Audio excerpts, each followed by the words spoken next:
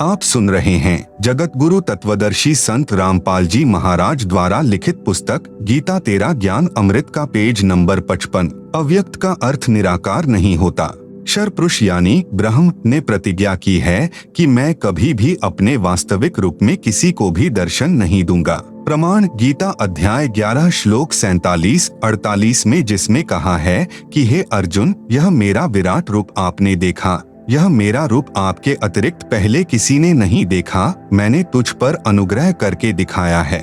गीता अध्याय 11 श्लोक 48 में कहा है कि यह मेरा स्वरूप न तो वेदों में वर्णित विधि से, न जप से, न तप से, न यज्ञ आदि से देखा जा सकता। इससे सिद्ध हुआ कि क्षर पुरुष यानी गीता ज्ञानदाता को किसी भी ऋषि, महर्षि व साधक ने नहीं देखा, जिस कारण से इसे निराकार मान बैठे।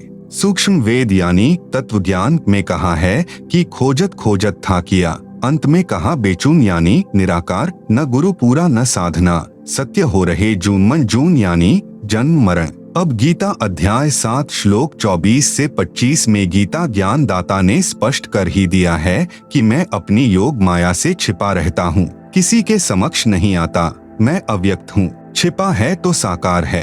अक्षर पुरुष भी अव्यक्त है, यह ऊपर प्रमाणित हो चुका है। इस प्रभु यानी अक्षर पुरुष की यहाँ कोई भूमिका नहीं है, यह अपने 7 शंख ब्रह्मांडों तक सीमित है, इसलिए इसको कोई नहीं देख सका। परम अक्षर पुरुष इस प्रभु की सर्व ब्रह्मांडों में भूमिका है। यह सत्यलोक में रहते हैं जो पृथ्वी से 16 शंख कोस दूर है। एक कोस लगभग 3 किलोमीटर का होता है। इसकी प्राप्ति की साधना वेदों यानी चारों वेदों में वर्णित नहीं है, जिस कारण से इस प्रभु को कोई नहीं देख सका। जब यह प्रभु यानी परम अक्षर ब्रह्म पृथ्वी पर सहशरीर प्रकट होता है तो कोई इन्हें पहचान नहीं पाता। परमात्मा कहते भी हैं कि हम ही अलग अल्लाह हैं, कुतुब गोस और पीर, गरीब दास खालिक धनी, हमरा नाम कबीर। हम पूर्ण परमात्मा हैं, हम ही पीर अर्थात सत्य ज्ञान देने वाले सतगुरु हैं। सर्व सृष्टि का मालिक भी मैं ही हूँ, मेरा नाम कबीर है। परंतु सर्व साधकों, ऋषियों, महर्षियों ने यही ज्ञान दृढ़ कर रखा होता है कि परमात्मा तो निराकार है, वह देखा नहीं जा सकता। यह पृथ्वी पर विचरने वाला जुलाहा यानी धानक कबीर एक कवि कैसे परम अक्षर ब्रह्म हो सकता है? उसका समाधान इस प्रकार है, विश्व में कोई भी परमात्मा चाहने वाला बुद्धिमान व्यक्ति चारों वेदों ऋग्वेद, यजुर्वेद, सामवेद तथा अथर्ववेद को गलत नहीं मानता।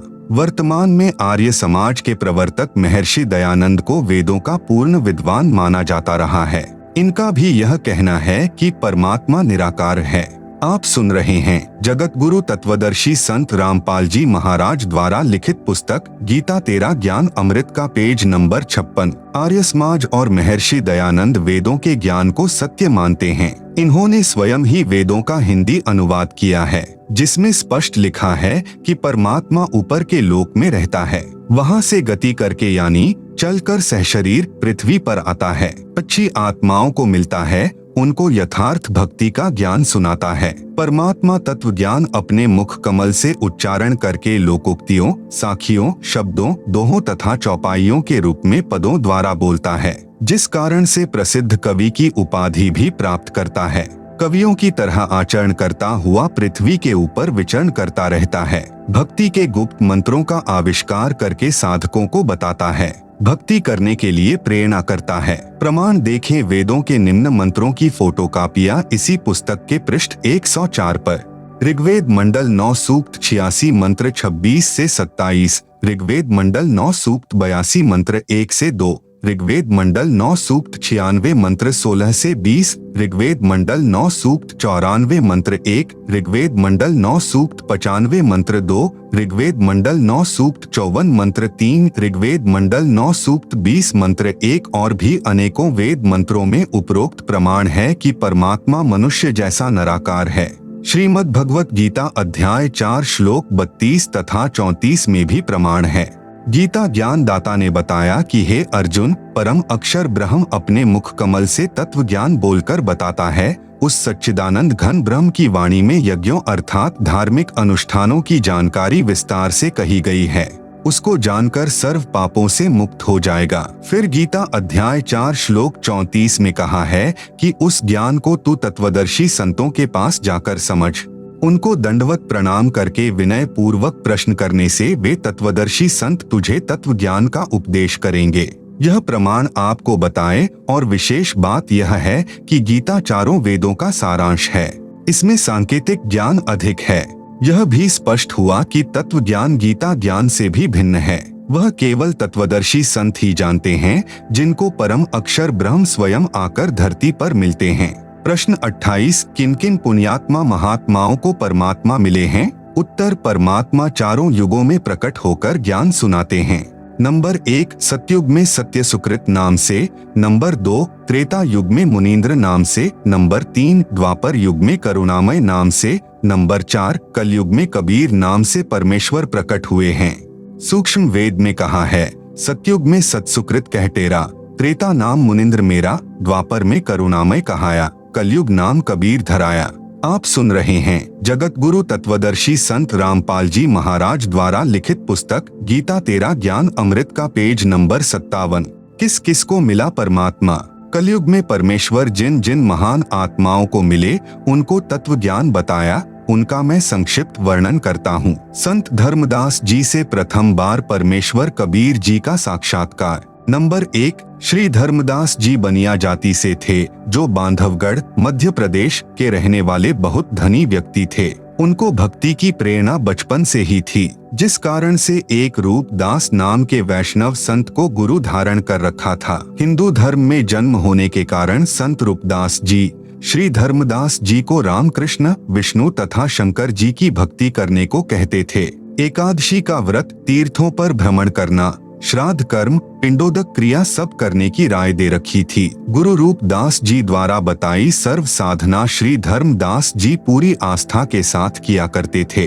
गुरु रूपदास जी की आज्ञा लेकर धर्मदास जी मथुरा नगरी में तीर्थ दर्शन, तीर्थ स्नान करने तथा गिरिराज यानी गोवर्धन पर्वत की परिक्रमा करने के लिए गए थे। परम अक्षर ब्रह्म एक जिंदा महात्मा की वेशभूषा में धर्मदास जी को स्वयं मथुरा में मिले। श्री धर्मदास जी ने उस तीर्थ तालाब में स्नान किया जिसमें श्री कृष्ण जी बाल्यकाल में स्नान किया करते थे। फिर उसी जल से एक लोटा भरकर लाए। भगवान श्री कृष्ण जी की पीतल की मूर्ति यानी सालिग्राम के चरणों पर डालकर दूसरे बर्तन में डालकर चरणामृत बनाकर पिया। फिर सालिग्राम को स्नान करवाकर अपना कर्मकांड पूरा किया। एक स्थान को लीपकर अर्थात गारा तथा गाय का गोबर मिलाकर कुछ भूमि पर पलस्तर करके उस पर स्वच्छ कपड़ा बिछाकर श्रीमद् भगवत गीता का पाठ करने बैठे। यह सर्व क्रिया जब धर्मदास जी कर रहे थे, परमात्मा जिंदा वेश में थोड़ी दूरी पर बैठे देख रहे थे। धर्मदास जी भी देख रहे थे कि एक मुसलमान संत मेरी भक्ति क्रियाओं को बहुत ध्यानपूर्वक देख रहा है। लगता है इसको हम हिंदुओं की साधना मन भा गई है। इसलिए श्रीमद् भगवत गीता का पाठ कुछ ऊंचे स्वर में करने लगा तथा हिंदी का अनुवाद भी पढ़ने लगा। परमेश्वर उठकर धर्मदास जी के निकट आकर बैठ गए। धर्मदास जी को अपना अनुमान सत्य लगा कि वास्तव में इस जिंदा वेशधारी बाबा को हमारे धर्म का भक्ति मार्ग अच्छा लग रहा है। इसलिए उस दिन गीता के कई अध्याय पढ़े तथा उनका अर्थ भी सुनाया। जब धर्मदास जी अपना दैनिक भक्ति कर्म कर चुका, तब परमात्मा ने कहा कि हे महात्मा जी, आपका शुभ नाम क्या है? कौन जाति से हैं? आप जी कहाँ के निवासी हैं? किस धर्म पंथ से जुड़े हैं? कृपया बताने का कष्ट करें। मुझे आपका ज्ञान बहुत अच्छा लगा। मुझे भी कुछ भक्ति ज्ञान सुनाइए। आपकी अति कृपा होगी। आप सुन रहे हैं जगत गुरु तत्वदर्शी संत रामपाल जी महाराज द्वारा लिखित पुस्तक गीता तेरा ज्ञान अमृत का पेज नंबर 58। धर्मदास जी ने उत्तर दिया, मेरा नाम धर्मदास है। मैं बांधवगढ़ गांव का रहने वाला वैश्य कुल से हूँ। मैं वैष्णव पंथ से दीक्षित हूँ। हिंदू धर्म में जन्मा हूँ।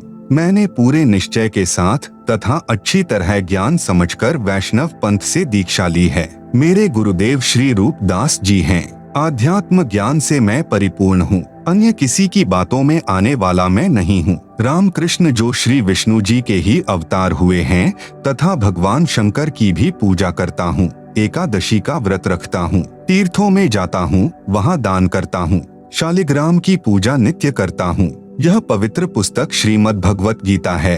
इसका नित्य पाठ करता हूँ। मैं अपने पूर्वजों का जो स्वर्गवासी हो चुके हैं श्राद्ध भी करता हूँ, पिंडदान भी करता हूँ। मैं कोई जीव हिंसा नहीं करता, मांस, मदिरा, तंबाकू सेवन नहीं करता। परमेश्वर कबीर जी ने पूछा कि आप जिस पुस्तक को पढ़ रहे थे इसका नाम क्या है? धर्मदास जी ने बताया कि यह श्रीमद् भगवत गीता है। हम शुद्ध रहते हैं, शूद्र को निकट भी नहीं आने देते। प्रश्न नंबर 29, कबीर जी जिंदा रूप में आप क्या नाम जाप करते हो? उत्तर, धर्मदास जी का हम हरे कृष्ण कृष्ण कृष्ण हरे हरे, ओम नमः शिवाय, ओम भगवते वासुदेवाय नमः, राधे राधे श्याम मिलादे गायत्री मंत्र का जाप 108 बार प्रतिदिन करता हूँ। विष्णु सहस्र नाम का जाप भी करता हूँ।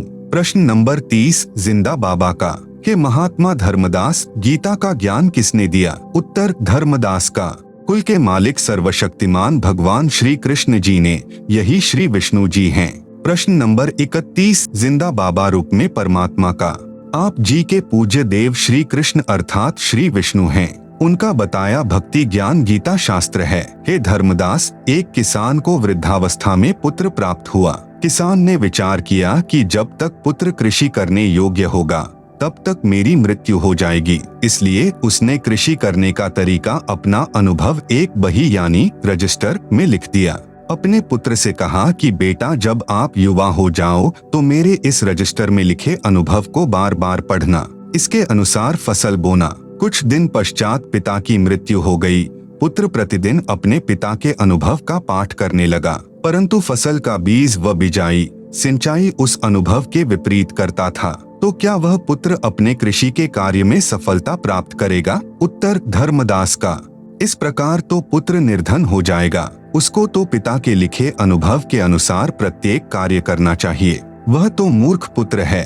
आप सुन रहे हैं जगत गुरु तत्वदर्शी संत रामपाल जी महाराज द्वारा लिखित पुस्तक गीता तेरा ज्ञान अमृत का पेज नंबर 59। प्रश्न नंबर 32, बाबा जिंदा रूप में भगवान जी का हे धर्मदास जी, गीता शास्त्र आपके परमपिता भगवान कृष्ण उर्फ विष्णु जी का अनुभव तथा आपको आदेश है कि इस गीता शास्त्र में लिखे मेरे अनुभव को पढ़कर इसके अनुसार भक्ति करोगे तो मोक्ष प्राप्त करोगे। क्या आप जी गीता में लिखे श्री कृष्ण जी के आदेशानुसार भक्ति कर रहे हो?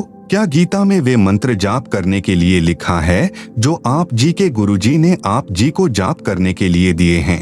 हरे राम राम राम हरे हरे, हरे कृष्णा कृष्ण कृष्ण हरे हरे, ओम नमः शिवाय, ओम भगवते वासुदेवाय नमः, राधे राधे श्याम मिलादे गायत्री मंत्र तथा विष्णु सहस्रनाम। क्या गीता जी में एकादशी का व्रत करने तथा श्राद्ध कर्म करने, पिंडोदक क्रिया करने का आदेश है? उत्तर, धर्मदास जी का नहीं है। प्रश्न नंबर 33, परमेश्वर जी का फिर आप जी तो उस किसान के पुत्र वाला ही कार्य कर रहे हो जो पिता की आज्ञा की अवहेलना करके मनमानी विधि से गलत बीज गलत समय पर फसल बीजकर मूर्खता का प्रमाण दे रहा है, जिसे आपने मूर्ख कहा है।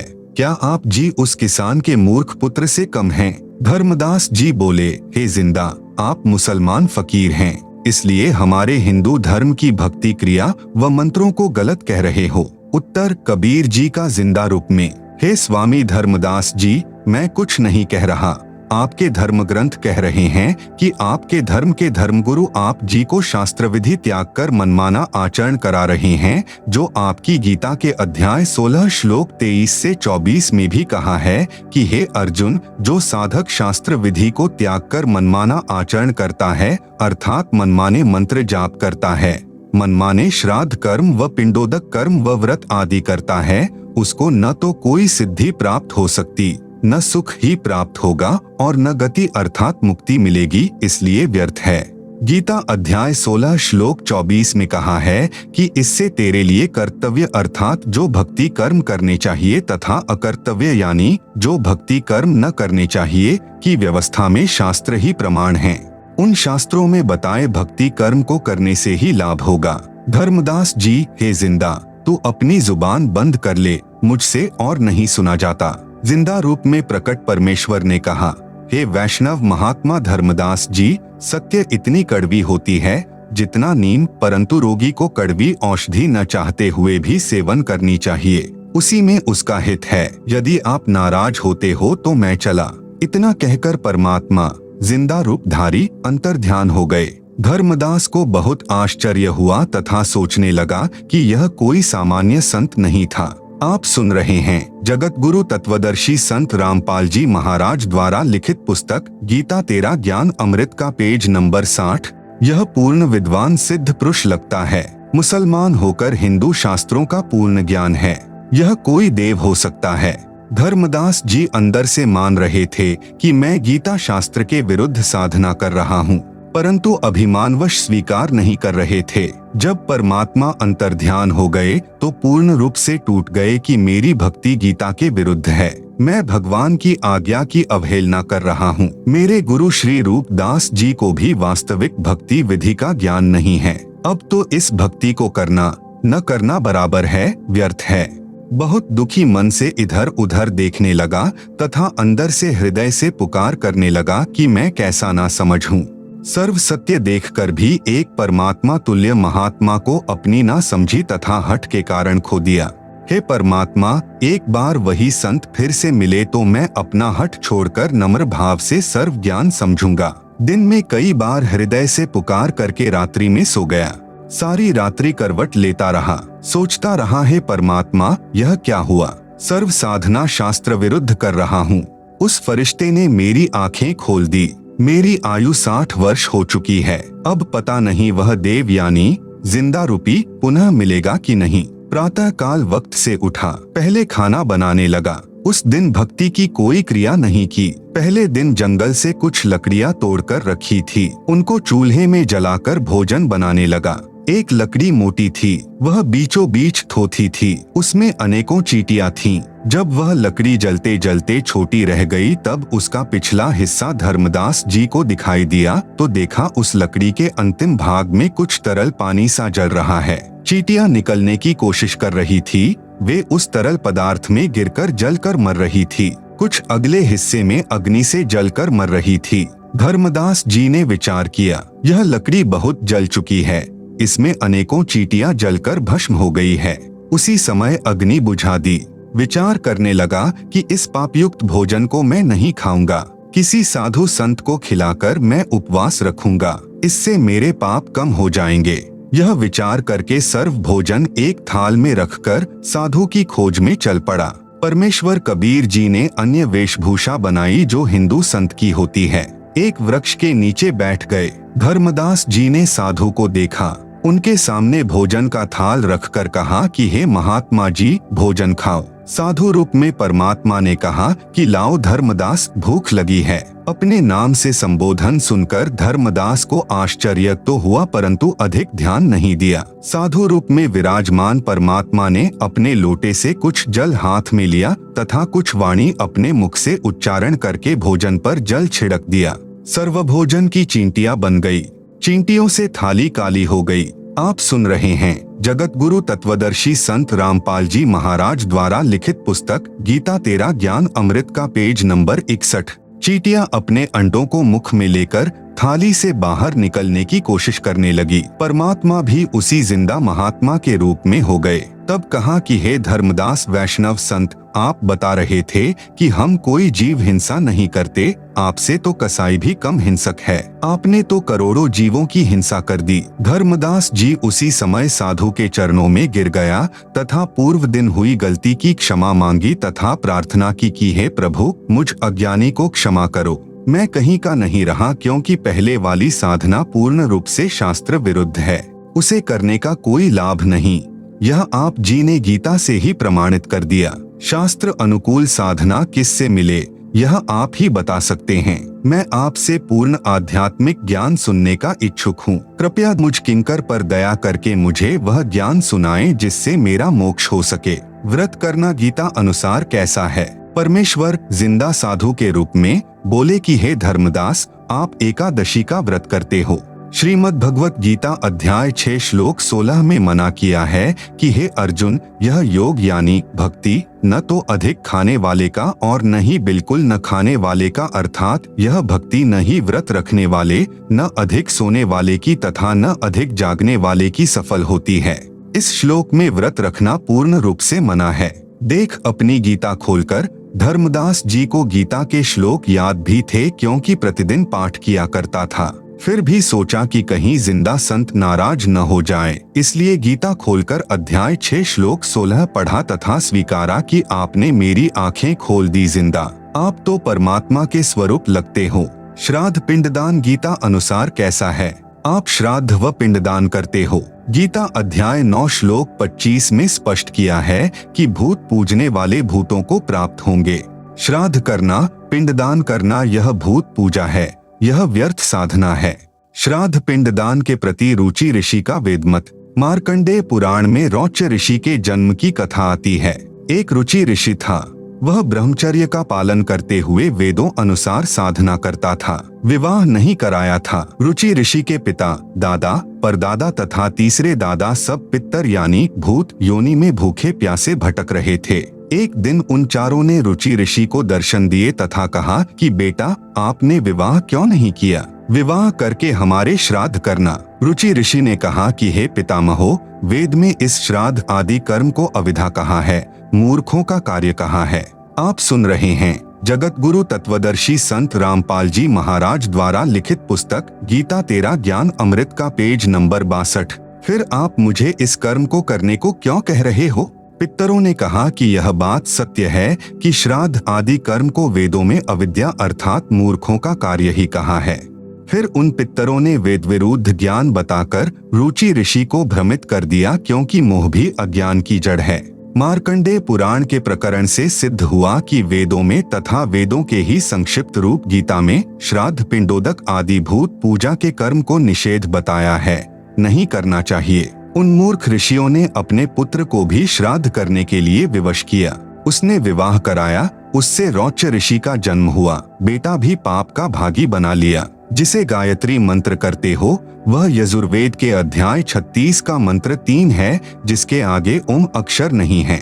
यदि ओम अक्षर को इस वेद मंत्र के साथ जोड़ा जाता है तो परमात्मा का अपमान है, क्योंकि ओम अक्षर तो ब्रह्म का जाप है।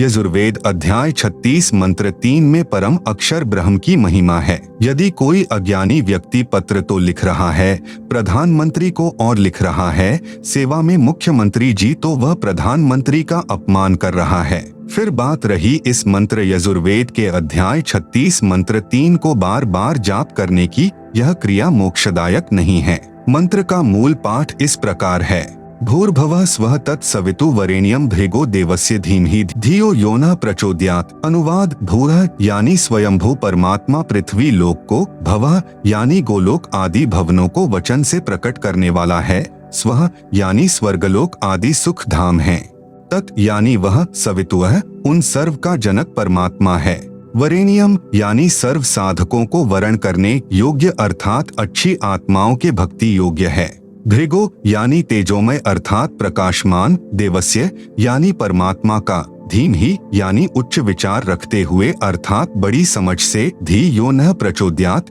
यानी जो बुद्धिमानों के समान विवेचन करता है, वह विवेकशील व्यक्ति मोक्ष का अधिकारी बनता है।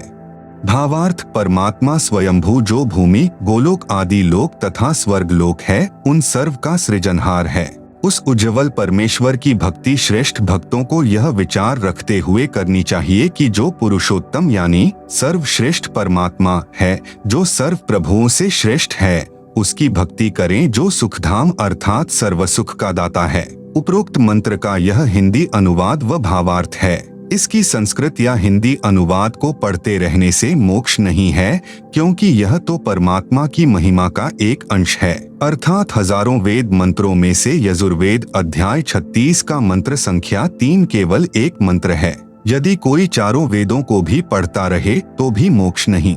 मोक्ष होगा वेदों में वर्णित ज्ञान के अनुसार भक्ति क्रिया करने से। आप सुन रहे हैं जगत गुरु तत्वदर्शी संत रामपाल जी महाराज द्वारा लिखित पुस्तक गीता तेरा ज्ञान अमृत का पेज नंबर 63। उदाहरण: विद्युत की महिमा है कि बिजली अंधेरे को उजाले में बदल देती है, बिजली ट्यूबवेल चलाती है जिससे फसल की सिंचाई होती है, बिजली आटा पीसती है, आदि आदि बहुत से गुण बिजली के लिखे हैं। यदि कोई व्यक्ति प्रतिदिन बिजली के गुणों का पाठ करता रहे तो उसे बिजली का लाभ प्राप्त नहीं होगा। लाभ प्राप्त होगा बिजली का कनेक्शन लेने से। कनेक्शन कैसे प्राप्त हो सकता है? उस विधि को प्राप्त करके फिर बिजली के गुणों का लाभ प्राप्त हो सकता है, केवल बिजली की महिमा को गाने मात्र से नहीं। इसी प्रकार वेद मंत्रों में अर्थात श्रीमद् भगवत गीता, जो चारों वेदों का सार है, में मोक्ष प्राप्ति के लिए जो ज्ञान कहा है, उसके अनुसार आचरण करने से मोक्ष लाभ अर्थात परमेश्वर प्राप्ति होती है। प्रश्न नंबर 34 धर्मदास जी का। हे जिंदा, मुझे तो यह भी ज्ञान नहीं है कि गीता में मोक्ष प्राप्ति का ज्ञान कौन सा है। मैंने गीता को पढ़ा है, समझा नहीं। हमारे धर्म गुरुओं ने जो भक्ति बताई उसे श्रद्धा से करते आ रहे हैं। वर्षों से चला आ रहा भक्ति का शास्त्र विरुद्ध प्रचलन सर्वभक्तों को सत्य लग रहा है। क्या गीता में लिखी भक्ति विधि पर्याप्त है? उत्तर जिंदा बाबा का।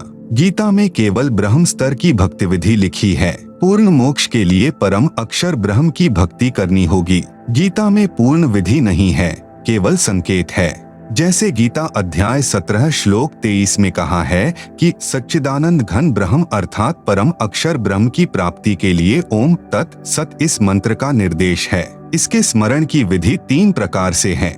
इस मंत्र में ओम तो अक्षर पुरुष अर्थात ब्रह्म का मंत्र तो स्पष्ट है, परंतु पर ब्रह्म ज्ञानी अक्षर पुरुष का मंत्र तत् है जो सांकेतिक है। उपदेशी को तत्वदर्शी संत बताएगा। सत यह मंत्र पूर्ण ब्रह्म यानी परम अक्षर ब्रह्म का है जो सांकेतिक है। इसको भी तत्वदर्शी संत उपदेशी को बताता है।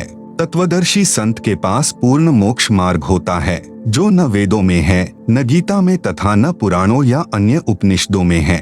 तत्व ज्ञान की सत्यता को प्रमाणित करने के लिए गीता तथा वेद सहयोगी हैं। जो भक्ति विधि वेद गीता में है, वही तत्व ज्ञान में भी है।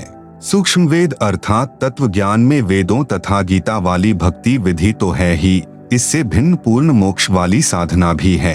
उदाहरण के लिए 10वीं कक्षा का पाठ्यक्रम गलत नहीं है, परंतु अधूरा है। BA-MA वाले पाठ्यक्रम में 10वीं वाला ज्ञान भी होता है, उससे आगे का भी होता है। यही दशा वेदों गीता तथा सूक्ष्म वेद के ज्ञान में अंतर की जाने। प्रश्न नंबर 35 धर्मदास जी का। गीता तथा वेदों में यह कहा प्रमाण है कि पूर्ण मोक्ष मार्ग तत्वदर्शी संत के पास ही होता है, वेदों व गीता में नहीं है।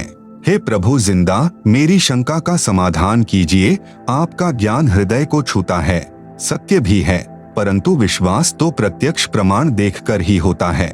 आप सुन रहे हैं जगत गुरु तत्वदर्शी संत रामपाल जी महाराज द्वारा लिखित पुस्तक गीता तेरा ज्ञान अमृत का पेज नंबर 64। उत्तर जिंदा परमेश्वर जी का। गीता अध्याय 4 श्लोक 25 से 30 में गीता ज्ञान दाता ने बताया है कि हे अर्जुन, सर्व साधक अपनी साधना व भक्ति को पापनाश करने वाली अर्थात मोक्षदायक जानकर ही करते हैं। यदि उनको यह निश्चय न हो कि तुम जो भक्ति कर रहे हो यह शास्त्रानुकूल नहीं है, तो वे साधना ही छोड़ देते। जैसे कई साधक देवताओं की पूजा रूपी यज्ञ अर्थात धार्मिक अनुष्ठान करके ही पूजा मानते हैं, अन्य ब्रह्म तक ही पूजा करते हैं। कई केवल अग्नि में घृत आदि डालकर अनुष्ठान करते हैं, जिसको हवन कहते हैं। गीता अध्याय 4 श्लोक 25। अन्य योगीजन अर्थात भक्तजन आँख कान मुंह बंद करके क्रियाएं करते हैं, उसी में अपना मानव जीवन हवन अर्थात समाप्त करते हैं। गीता अध्याय 4 श्लोक 26। अन्य योगीजन अर्थात भक्तजन श्वासों को आना जाना ध्यान से देखकर भक्ति साधना करते हैं, जिससे वे आत्मसंयम साधना रूपी अग्नि में अपना जीवन हवन अर्थात मानव जीवन पूरा करते हैं, जिसे ज्ञान दीप मानते हैं अर्थात अपनी साधना को श्रेष्ठ मानते हैं। गीता अध्याय 4 श्लोक 27। कुछ अन्य साधक द्रव्य अर्थात धन से होने वाले यज्ञ अर्थात धार्मिक अनुष्ठान करते हैं, जैसे भोजन भंडारा करना, कंबल कपड़े बांटना, धर्मशाला प्याऊ बनवाना, यह यज्ञ करते हैं। कुछ तपस्या करते हैं, कुछ योगासन करते हैं, इसी को परमात्मा प्राप्ति की साधना मानते हैं। कितने ही साधक अहिंसा आदि तीक्ष्ण व्रत करते हैं, जैसे मुख पर पट्टी बांधकर नंगे पैरों चलना, कई दिन उपवास रखना आदि आदि।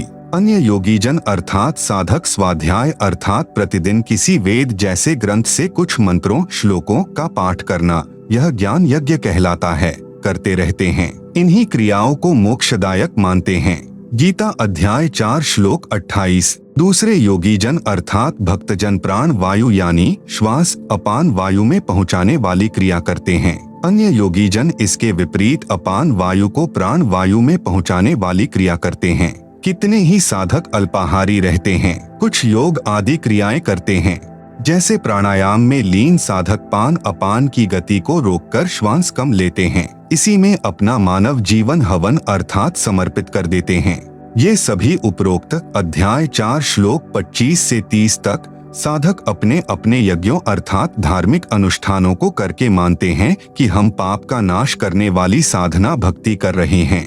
गीता अध्याय 4 श्लोक 30। आप सुन रहे हैं जगत गुरु तत्वदर्शी संत रामपाल जी महाराज द्वारा लिखित पुस्तक गीता तेरा ज्ञान अमृत का पेज नंबर 65। यदि साधक की साधना शास्त्रानुकूल हो तो हे कुरुश्रेष्ठ अर्जुन, इस यज्ञ से बचे हुए अमृत भोग को खाने वाले साधक सनातन ब्रह्म अर्थात परम अक्षर ब्रह्म को प्राप्त होते हैं। और यज्ञ अर्थात शास्त्रानुकूल साधना न करने वाले पुरुष के लिए तो यह पृथ्वी लोक भी सुखदायक नहीं होता। फिर परलोक कैसे सुखदायक हो सकता है, अर्थात उस शास्त्र विरुद्ध साधक को कोई लाभ नहीं होता। यही प्रमाण गीता अध्याय 16 श्लोक 23 से 24 में भी है। गीता अध्याय 4 श्लोक 31। गीता ज्ञानदाता ने ऊपर के 25 से 30 तक श्लोकों में स्पष्ट किया है कि जो साधक जैसी साधना कर रहा है उसे मोक्षदायक तथा सत्य मानकर कर रहा है। परंतु गीता अध्याय 4 के ही श्लोक 32 में बताया कि यज्ञों अर्थात धार्मिक अनुष्ठानों का यथार्थ ज्ञान ब्रह्मणः मुखे यानी परम अक्षर ब्रह्म स्वयं अपने मुख कमल से बोलकर देता है। वह सच्चिदानंद घन ब्रह्म अर्थात परम अक्षर ब्रह्म की वाणी कही गई है। उसे तत्व ज्ञान भी कहते हैं। उसी को 5वां वेद यानी सूक्ष्म वेद भी कहते हैं। उस तत्व ज्ञान में भक्ति विधि विस्तार के साथ बताई गई है। उसको जानकर साधक सर्व पापों से मुक्त हो जाता है अर्थात पूर्ण मोक्ष को प्राप्त हो जाता है। नोट: गीता अध्याय 4 श्लोक 32 के अनुवाद में सर्व अनुवादकों ने एक जैसी ही गलती कर रखी है। ब्रह्मणः शब्द का अर्थ वेद कर रखा है। ब्रह्मणः मुखे का अर्थ वेद की वाणी में किया है, जो गलत है। उन्हीं अनुवादकों ने गीता अध्याय 17 श्लोक 23 में ब्रह्मणः का अर्थ सच्चिदानंद घन ब्रह्म किया है, जो उचित है। इसलिए गीता अध्याय 4 श्लोक 32 में भी ब्रह्मणः का अर्थ सच्चिदानंद घन ब्रह्म अर्थात परम अक्षर ब्रह्म करना उचित है। प्रमाण के लिए देखें उपरोक्त गीता के श्लोकों की फोटोकॉपी इसी पुस्तक के पृष्ठ 204 से 357 पर। गीता अध्याय 4 श्लोक 34 में गीता ज्ञानदाता ने कहा है कि उस ज्ञान को जो परमात्मा अपने मुख कमल से बोलकर सुनाता है, जो तत्व ज्ञान है, उसको तू तत्वदर्शी संतों के पास जाकर समझ। उनको दंडवत प्रणाम करने से, कपट छोड़कर नम्रता पूर्वक प्रश्न करने से तत्वदर्शी संत तुझे तत्व ज्ञान का उपदेश करेंगे। इससे यह भी सिद्ध हुआ कि गीता वाला ज्ञान पूर्ण नहीं है, परंतु गलत भी नहीं है। गीता ज्ञानदाता को भी पूर्ण मोक्ष मार्ग का ज्ञान नहीं है, क्योंकि तत्व ज्ञान की जानकारी गीता ज्ञानदाता को नहीं है, जो परमात्मा यानी परम अक्षर ब्रह्म ने अपने मुख से बोला होता है। उसको तत्वदर्शी संतों से जानने के लिए कहा है। यही प्रमाण यजुर्वेद अध्याय 4 मंत्र 10 में भी है। कहा है कि परम अक्षर ब्रह्म को कोई तो संभवात अर्थात राम कृष्ण की तरह उत्पन्न होने वाला साकार कहते हैं, कोई असंभवात अर्थात परमात्मा उत्पन्न नहीं होता, वह निराकार है। परमेश्वर उत्पन्न होता है या नहीं उत्पन्न होता, वास्तव में कैसा है, यह ज्ञान धीराणाम तत्वदर्शी संत बताते हैं, उनसे सुनो। आप सुन रहे हैं जगत गुरु तत्वदर्शी संत रामपाल जी महाराज द्वारा लिखित पुस्तक गीता तेरा ज्ञान अमृत का पेज नंबर 66, प्रश्न नंबर 36 धर्मदास जी का। हे प्रभु, हे जिंदा तत्वदर्शी संत की क्या पहचान है तथा प्रमाणित सदग्रंथों में कहा प्रमाण है? आपका ज्ञान आत्मा के आर पार हो रहा है। गीता का शब्दा शब्द यथार्थ भावार्थ आप जी के मुख कमल से सुनकर युगों की प्यासी आत्मा कुछ तृप्त हो रही है, गदगद हो रही है। उत्तर जिंदा परमेश्वर जी का। परमेश्वर ने बताया कि पहले तो लक्षण सुन तत्वदर्शी संत अर्थात पूर्ण ज्ञानी सतगुरु के। गुरु के लक्षण 4 बखाना। प्रथम वेद शास्त्र को ज्ञाना यानी ज्ञाता, दूजे हरि भक्ति मन कर्म बानी, तीसरे सम दृष्टि कर जानी, चौथे वेद विधि सब कर्मा, यह 4 गुरु गुण जानो मर्मा। कबीर सागर के अध्याय जीव धर्म बोध के पृष्ठ 1960 पर ये अमृतवाणियां अंकित हैं। भावार्थ, जो तत्वदर्शी संत यानी पूर्ण सतगुरु होगा उसमें 4 मुख्य गुण होते हैं। नंबर 1, वह वेदों तथा अन्य सभी ग्रंथों का पूर्ण ज्ञानी होता है। नंबर 2, दूसरे वह परमात्मा की भक्ति मन कर्म वचन से स्वयं करता है, केवल वक्ता नहीं होता, उसकी करनी और कथनी में अंतर नहीं होता। नंबर 3, वह सर्व अनुयायियों को समान दृष्टि से देखता है, ऊंच नीच का भेद नहीं करता। नंबर 4, चौथे वह सर्व भक्ति कर्म वेदों के अनुसार करता तथा कराता है, अर्थात शास्त्रानुकूल भक्ति साधना करता तथा कराता है। यह ऊपर का प्रमाण तो सूक्ष्म वेद में है जो परमेश्वर ने अपने मुख कमल से बोला है। अब आप जी को श्रीमद् भगवत गीता में प्रमाण दिखाते हैं कि तत्वदर्शी संत की क्या पहचान बताई है। श्रीमद् भागवत गीता अध्याय 15 श्लोक 1 में स्पष्ट है, ऊर्ध्व मूलम अधः शाखम अश्वत्थम प्राहुः अव्ययम छंदासी यस्य प्रणानी यह तम वेद स वेदवित्। अनुवाद, ऊपर को मूल यानी जड़ वाला, नीचे को तीनों गुण रूपी शाखा वाला उल्टा लटका हुआ संसार रूपी पीपल का वृक्ष जानो। इसे अविनाशी कहते हैं क्योंकि उत्पत्ति प्रलय चक्र सदा चलता रहता है, जिस कारण से इसे अविनाशी कहा है। इस संसार रूपी वृक्ष के पत्ते आदि छंद हैं, अर्थात भाग यानी पार्ट्स हैं। यतम वेद यानी जो इस संसार रूपी वृक्ष के सर्वभागों को तत्व से जानता है।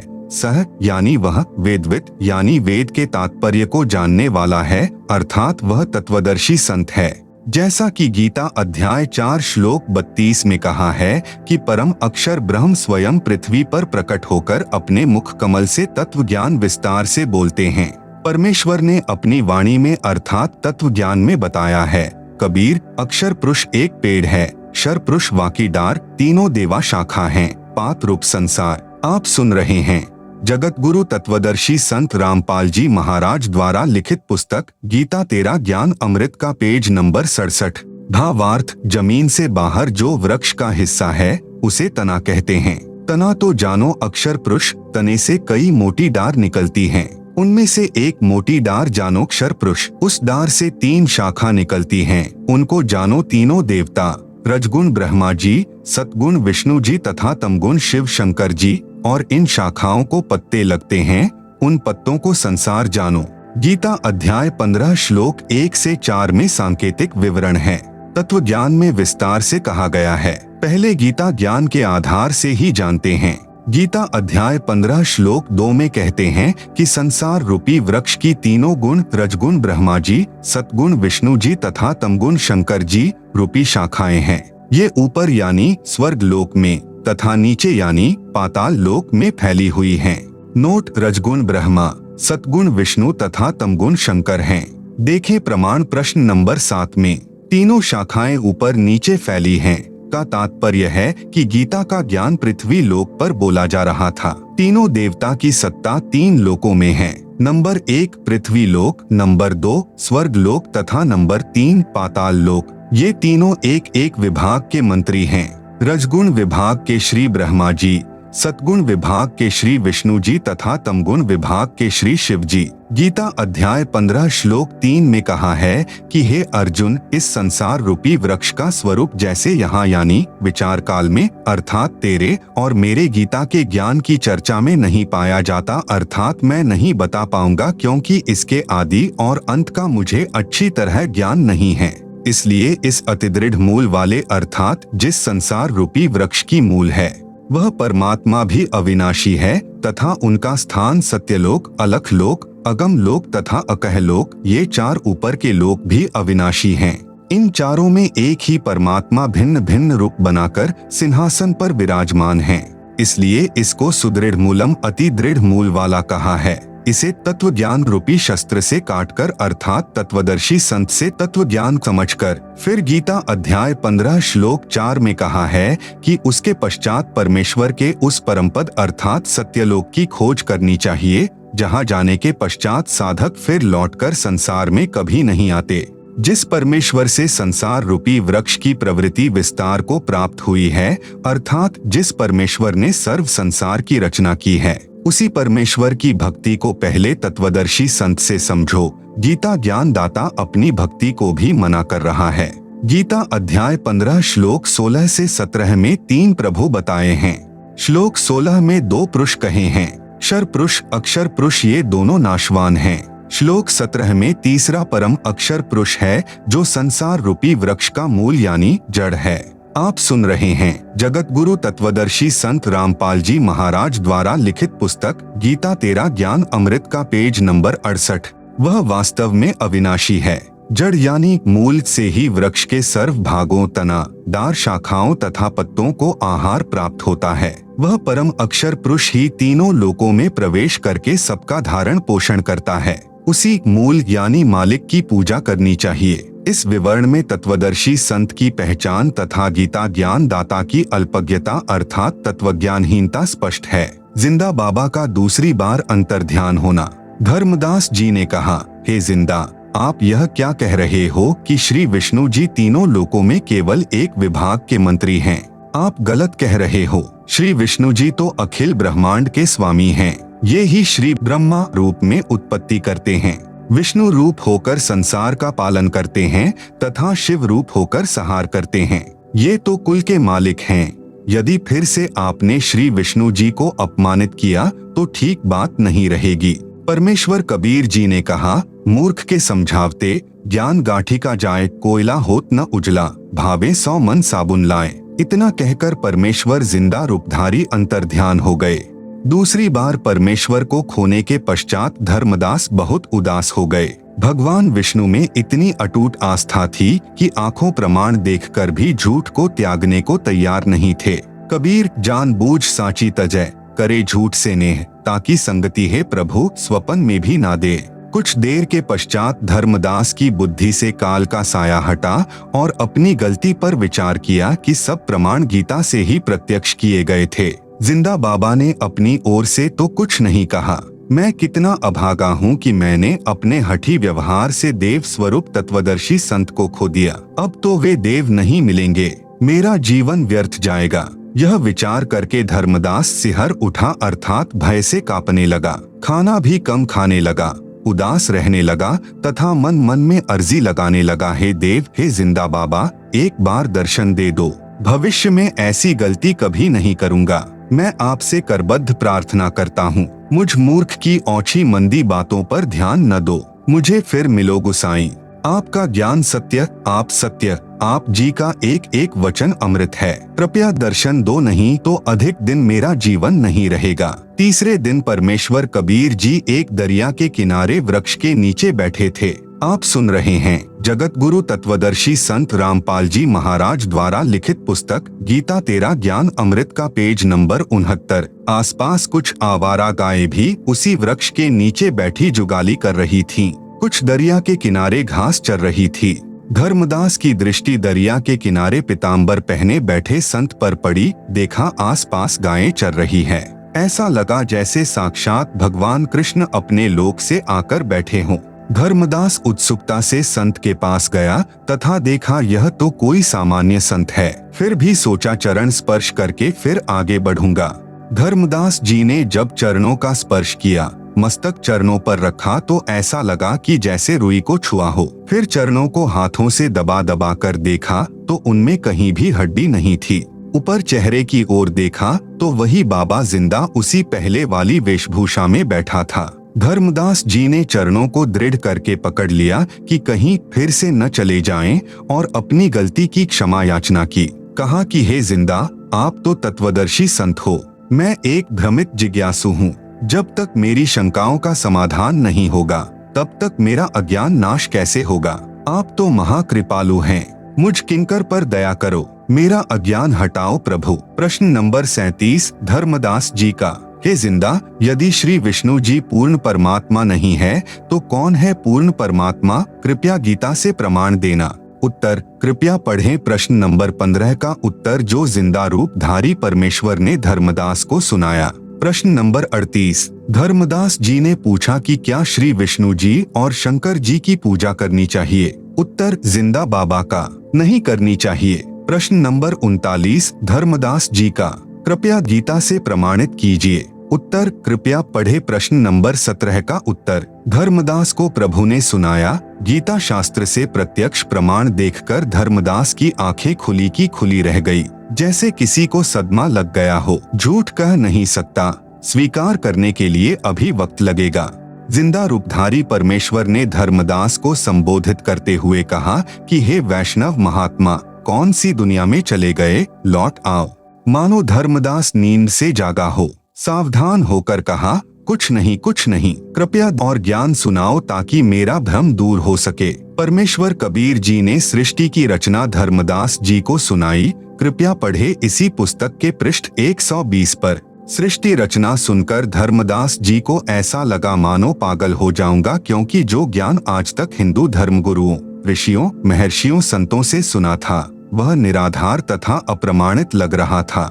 जिंदा बाबा हिंदू सदग्रंथों से ही प्रमाणित कर रहे थे।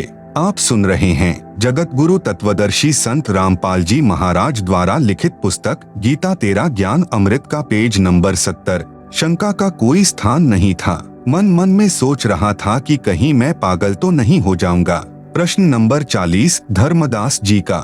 हे जिंदा, क्या हिंदू धर्म के गुरुओं तथा ऋषियों को शास्त्रों का ज्ञान नहीं है? उत्तर जिंदा महात्मा का। क्या यह बताने की भी आवश्यकता शेष है? धर्मदास जी की अन्य संतों से ज्ञान चर्चा। प्रश्न नंबर 41 धर्मदास जी का। धर्मदास जी ने मन में विचार किया कि यह कैसे हो सकता है कि हिंदू धर्म के किसी संत, गुरु, महर्षि को सत्य अध्यात्म ज्ञान नहीं। यह कहकर धर्मदास जी के मन में आया कि किसी महामंडलेश्वर से ज्ञान सुनना चाहिए। एक रमते फकीर के पास क्या मिलेगा? यह बात मन में सोच ही रहा था कि परमेश्वर जिंदा जी ने धर्मदास जी के मन का दोष जानकर कहा कि आप अपने महामंडलेश्वरों से ज्ञान प्राप्त कर लो। यह कहकर परमेश्वर तीसरी बार अंतर्ध्यान हो गए। धर्मदास जी ठगे से रह गए और अपने मन के दोष को जिंदा महात्मा के मुखकमल से सुनकर बहुत शर्मसार हुए। जब प्रभु अंतर्ध्यान हो गए तो बहुत व्याकुल हो गया, परंतु धर्मदास जी को आशा थी कि हमारे महामंडलेश्वरों के पास तत्व ज्ञान अवश्य मिलेगा। यदि जिंदा बाबा यानी मुसलमान के ज्ञान को तत्व ज्ञान मानकर साधना स्वीकार करना, तो ऐसा लग रहा है जैसे धर्म परिवर्तन करना हो। यह समाज में निंदा का कारण बनेगा। इसलिए अपने हिंदू महात्माओं से तत्व ज्ञान जानकर श्रेष्ठ शास्त्रानुकूल भक्ति करनी ही उचित रहेगी। इस बार धर्मदास जी को जिंदा बाबा का अचानक चला जाना खटका नहीं, क्योंकि उसकी गलत फहमी थी कि हिंदू इतना बड़ा तथा पुरातन धर्म है, क्या कोई भी तत्वदर्शी संत नहीं मिलेगा। धर्मदास जी एक वैष्णव महामंडलेश्वर श्री ज्ञानानंद जी वैष्णव के आश्रम में गया। उस समय श्री ज्ञानानंद जी का बहुत बोलबाला था। वह स्वामी रामानंद जी काशी वाले का शिष्य था, परंतु उस समय स्वामी रामानंद जी तो परमेश्वर कबीर जी का शिष्य गुरु बन चुका था। वह अपने ज्ञान को अज्ञान मान चुका था। स्वामी रामानंद जी ने अपने सर्वऋषि शिष्यों से बोल दिया था कि मेरे द्वारा बताया ज्ञान व्यर्थ है और यह साधना शास्त्र विरुद्ध है। आप सब परमेश्वर कबीर जी से दीक्षा ले लें। परंतु जाति का अभिमान, शिष्यों में प्रतिष्ठा, ज्ञान के स्थान पर अज्ञान का भंडार जीव को सत्य स्वीकार करने नहीं देता। कबीर राज तजना सहज है, सहज स्त्रिया का नेह, मान बड़ाई ईर्ष्या, दुर्लभ तजना ये। धर्मदास जी ने श्री ज्ञानानंद जी से प्रश्न किया कि हे स्वामी जी, क्या भगवान विष्णु से भी ऊपर कोई प्रभु है? आप सुन रहे हैं जगत गुरु तत्वदर्शी संत रामपाल जी महाराज द्वारा लिखित पुस्तक गीता तेरा ज्ञान अमृत का पेज नंबर 71। श्री ज्ञानानंद जी ने उत्तर दिया कि श्री विष्णु स्वयं परम ब्रह्म परमात्मा है, इनसे ऊपर कौन हो सकता है। श्री कृष्ण जी भी श्री विष्णु जी स्वयं ही थे। उन्होंने ही श्रीमद् भगवत गीता का ज्ञान दिया। आपको किसने भ्रमित कर दिया? धर्मदास जी ने पूछा कि गीता अध्याय 8 श्लोक 1 में अर्जुन ने पूछा कि तत् ब्रह्म क्या है। गीता अध्याय 8 श्लोक 3 में भगवान ने कहा है कि वह परम अक्षर ब्रह्म है। यह तो भगवान कृष्ण से अन्य प्रभु हुआ। ज्ञानानंद स्वामी बोला, लगता है कि तेरे को उस काशी वाले जुलाहे का जादू चढ़ा हुआ है। चल चल अपना काम कर, भगवान कृष्ण से अन्य कोई प्रभु नहीं है। धर्मदास जी को पता चल गया कि इसके पास वह ज्ञान नहीं है जो जिंदा बाबा ने प्रमाणों सहित बताया है। धर्मदास निराश होकर वहां से चल दिया। धर्मदास जी को यह नहीं पता था कि काशी वाला जुलाहा वह बाबा जिंदा ही है। फिर धर्मदास को पता चला कि एक मोहनगिरी नाम के महामंडलेश्वर हैं। उनके पास जाकर भगवान की चर्चा करनी शुरू की। पहले 1 रुपया दक्षिणा चढ़ाई, जिस कारण से मोहनगिरी ने उनको निकट बैठाया और बताया कि भगवान शिव सर्व सृष्टि के रचने वाले हैं। इनसे बढ़कर संसार में कोई प्रभु नहीं है। ओम नमः शिवाय मंत्र का जाप करो। धर्मदास जी प्रणाम करके चल पड़े। सोचा इनका कितना अच्छा नाम है, ज्ञान धेल्य, यानी 1 पैसे का नहीं। धर्मदास जी से किसी ने बताया कि एक बहुत बड़ा तपस्वी है, कई वर्षों से खड़ा तप कर रहा है। धर्मदास जी वहां गए। वह नाथ पंथ से जुड़ा था, भगवान शिव को समर्थ परमात्मा बताता था, तप करके हठयोग से परमात्मा की प्राप्ति मान रहा था। धर्मदास जी ने विवेक किया कि यदि इतनी घोर कठिन तपस्या से परमात्मा मिलेगा तो हमारे वश से बाहर की बात है। वहां से भी आगे चला। पता चला कि एक बहुत बड़ा विद्वान महात्मा काशी विद्यापीठ से पढ़कर आया है, वेदों का पूर्ण विद्वान है।